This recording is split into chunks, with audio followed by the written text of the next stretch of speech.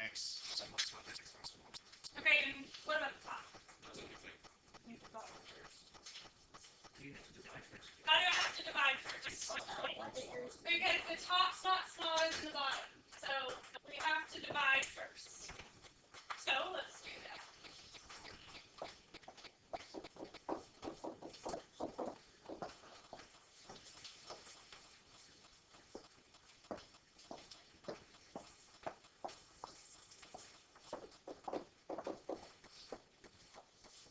For those of you who weren't here yesterday, this is one of the harder problems because it has a numerator that's equal to or greater than the denominator.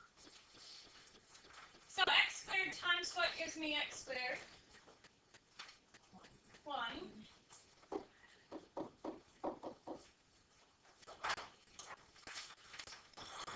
Subtract.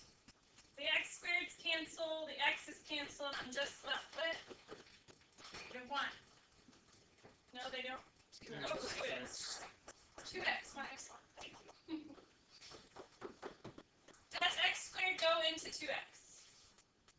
No, so that's my remainder. So I'm going to rewrite the integral as 1 plus, you tell me. 2x minus 1 over x. She went ahead and factored that bottom. I think that's what you were saying. Is there a reason why, I don't know if this happened, but that was the derivative of x squared minus x? I would say it's a coincidence, but keep paying attention. I don't think so. I think it's just a coincidence. Yeah. That would be really exciting. Any questions so far?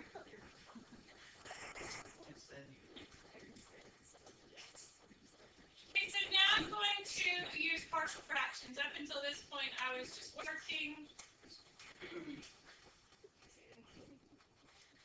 So now I'm going to use partial fractions. So, how do I do that? Good. So separate it, and this is a little more work than I would typically show, but for those of you who weren't here yesterday, I know that there's some A and some B where I could have two separate fractions and they add up to equal this whole fraction. I'm getting common denominators. Who all wasn't here yesterday? So let's see who I'm talking to. Okay. Does that make sense? Yeah. And so what I'm going to do is I'm going to get a common denominator on the left. I go through this on the video much slower. If you need it to be slower, if this gets it for you, then that's good. We even did a bell ringer just on the algebra part of it yesterday. But essentially, a times x minus 1 plus b times x would equal 2x minus 1. There are quite a few algebraic methods to solve from this point. But I showed everyone a method yesterday called the Heaviside Method, which I think is probably the best. I don't know what y'all think, those of you who were here yesterday. It's nice, and so it's efficient. What you do is you choose the zeros of the denominator. So 1 and 0 would be those. Plug those in for x. So if I plug in 1 for x, this term would go away, and I would get b times 1 equals 5. Everyone see how I got that? So 1. That's not 5, that's 1. Who knows? 1, definitely 1. I'm glad that we're confused. Any questions now that makes more sense? Plugging in 1 for all of the x's. And then I'm going to plug in 0 for all of the x's. And I would get a times -1 plus 0. Let's try this again. -1, that looks better this time. Divided by -1. So a is also 1. Any questions about that? 0 in for all the x's. So here I would put 0 minus 1. And so I chose the zeros of the denominator, and it just made that work, that mathematics, that algebra go fast. So it was kind of a clever method. So this integral equals 1 plus 1 over x plus 1 over x minus 1 dx. And now that integral is doable using natural log. The antiderivative of 1 is x. The antiderivative of 1 over x is natural log of the absolute value of x.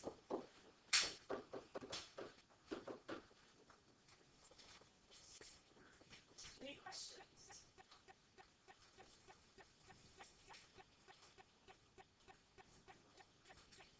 So that is how you do integration by partial fractions. And again, that was a tough one because we had to divide before we started and all of that fun stuff. Okay, let's go to the second one.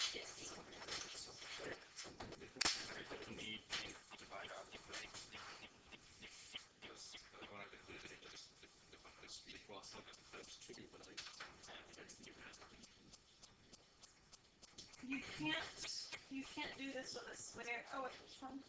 This. Okay, which here?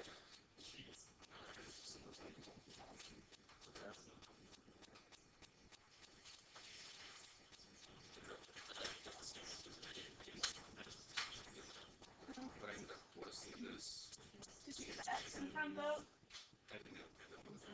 You would need one. So you lost a piece of it because you didn't have it in that format. This would not, if you actually went ahead and did the mathematics behind this, what you have here wouldn't add up to the, it would only add up to the, and that's why you have to divide this because you lose it in this way. Did you get it or not? Okay. You're welcome to try it. So that's why you have to start with the top smaller. Okay, let's look at the second one. Would you agree with integration by parts? I am completely stuck. Why am I completely stuck with integration by parts? Because I can't factor. You can, but you still can't do natural log because take the derivative of what you've got there. Would you get a 2x with the chain rule?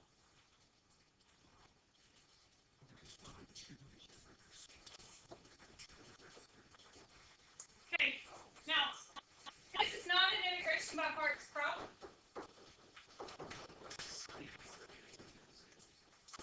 This is not an integration by parts problem. And the reason I know that is because the denominator doesn't factor. So I can't use integration by parts. So obviously, since I put it up here, there's some way you can do it. What is the some way you can do it? It is it's just one we're going to have to memorize. It's the integral of tan inverse. Well, this is the derivative of tan inverse. So it's one we'll just need to know.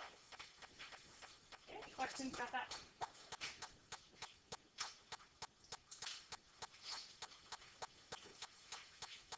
One more, and we will be done. 3 pieces. You probably knew that we were going to do one of these because they're on your homework. They are no more difficult than the ones with 2 pieces, but you just need to see me do one. Is the degree of the top smaller than the degree on the bottom? Yes, so I can start. I don't have to divide or anything like that. I do need to finish factoring the bottom. Luckily, they got me part of the way there, but I do need to finish factoring the bottom. Not that that'll take you real long. And so then I'm going to set up integration by parts. So I'm going to, or by partial fractions, I'm going to split this up. But how many fractions am I going to split it up into? Would you not want to factor the top part before just to make sure not confusing? That would be a great idea, actually. Did everyone hear what she said? Would it be a good idea to go ahead and factor the top, make sure you don't cancel anything, because then, I mean,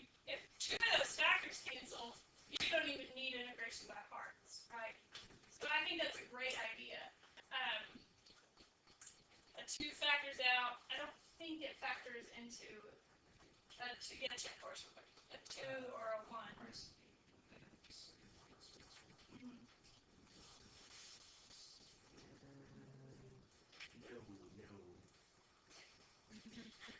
So, I mean, does it? But I agree with Claire. That's a good first check.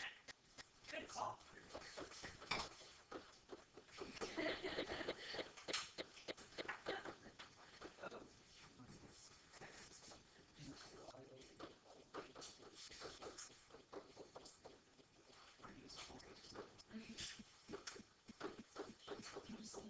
Did you use the factor bus?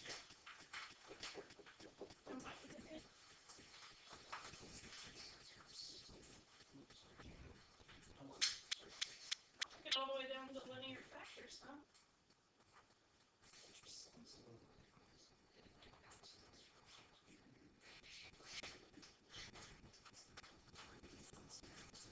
Okay, any questions so far?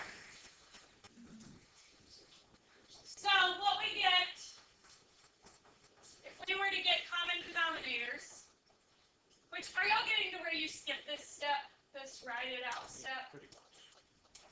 If you do, that's great. If not, that's great too. Okay, but what would I have to multiply the first one by to get a common denominator? Both pieces, right?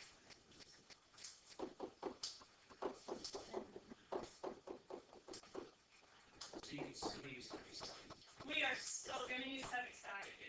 And it still works great. It's actually not any more difficult with there being 3 terms. Looks like it would be, but it's not. That's why. Now, any other method would be much more difficult with 3 terms, but Heaviside is.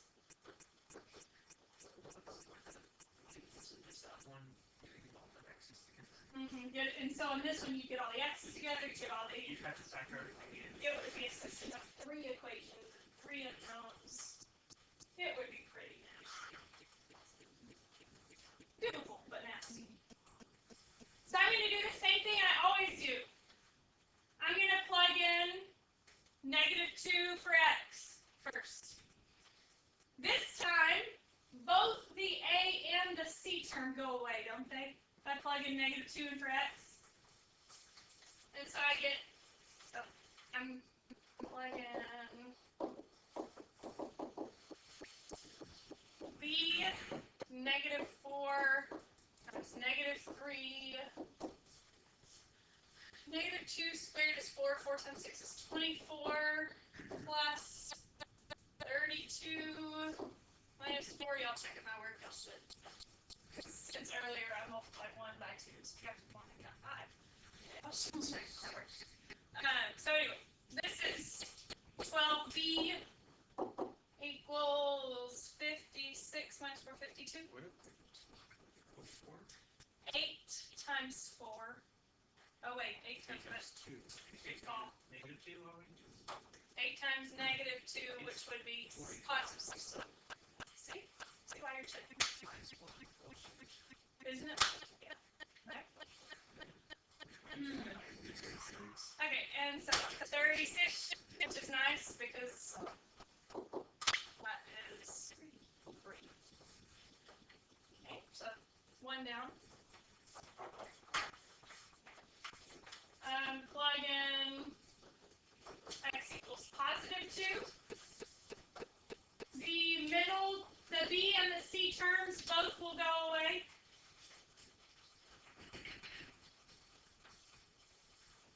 Do you have a question? You okay? Just making sense.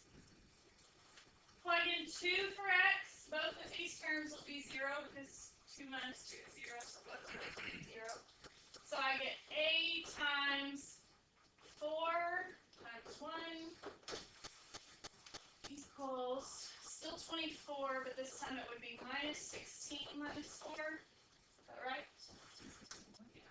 And so 4. 4a equals 4. A equals 1. And then 1 more.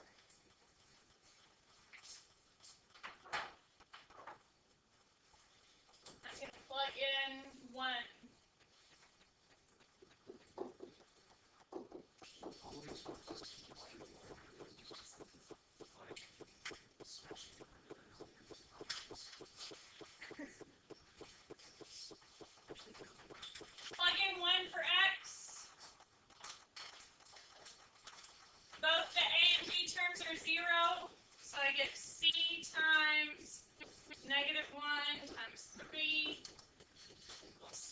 minus 8 minus 4.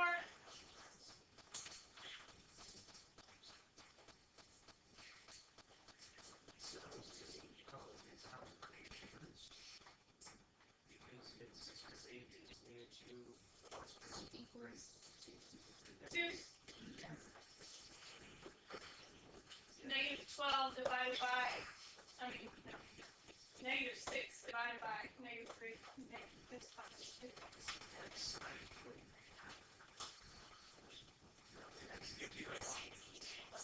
Yes, how far?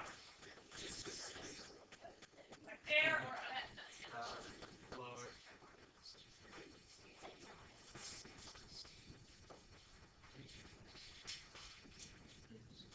Now I need to use A, B, and C to rewrite the integral.